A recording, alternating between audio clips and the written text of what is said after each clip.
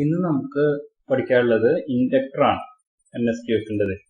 അപ്പോൾ various type of inductors ആണ് നമ്മുടെ മുമ്പിൽ കാണുന്നത് മുഴുവൻ. ഇത് മുഴുവൻ ഡിഫറെന്റ് ടൈപ്പ് ഓഫ് ഇൻഡക്ടേഴ്സിന്റെ ഫോട്ടോസ് ആണ്. ഈ ഫിഗർ മുഴുവൻ ഞാൻ നിങ്ങൾക്ക് കാണിച്ചു തരുന്നു. പല ടൈപ്പ് ഇൻഡക്ടേഴ്സിന്റെ പലതും നിങ്ങൾ കണ്ടു കാണും.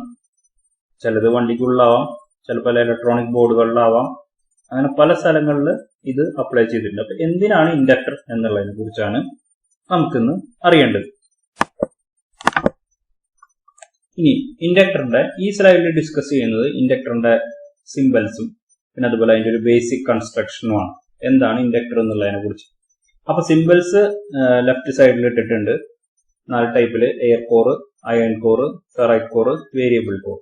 അപ്പൊ എന്താണ് ഇൻഡക്ടർ എന്ന് ചോദിച്ചു വരികയാണെന്നുണ്ടെങ്കിൽ ഇൻഡക്ടറിന്റെ കൺസ്ട്രക്ഷൻ എങ്ങനെയാണെന്ന് ചോദിച്ചു കഴിഞ്ഞിട്ടുണ്ടെങ്കിൽ പൊതുവെ പറയാനുള്ളത് ഒരു ബേസ് മെറ്റീരിയൽ ഉണ്ടാവും, ഒരു കോർ മെറ്റീരിയൽ ഉണ്ടാവും ഇൻഡക്ടറിന്. ആ കോറിന്റെ മുകളിലാണ് നമ്മൾ വയറ് ചുറ്റിയെടുക്കുക. ആ വയറിന് എന്തായാലും 2 അറ്റങ്ങളും ഉണ്ടായിരിക്കും.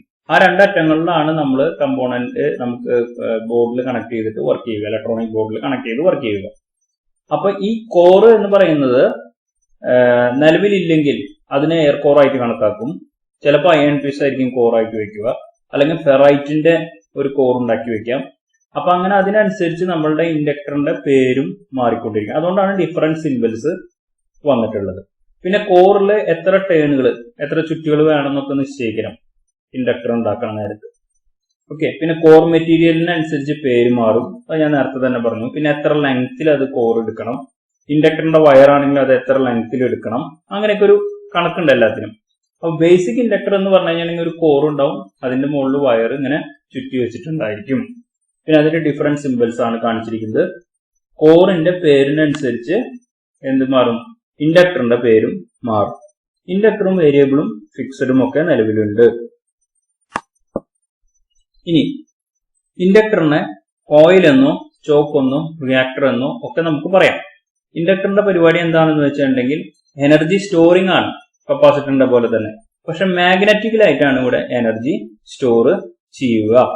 ഇൻഡക്ടർ എന്നുള്ളത് മാഗ്നറ്റിക്കലി ആണ് എനർജി സ്റ്റോർ ചെയ്യുക. പിന്നെ ഇൻഡക്ടർ DC-നെ കടത്തിവിടും, AC-നെയാണ് ബ്ലോക്ക് ചെയ്യുക.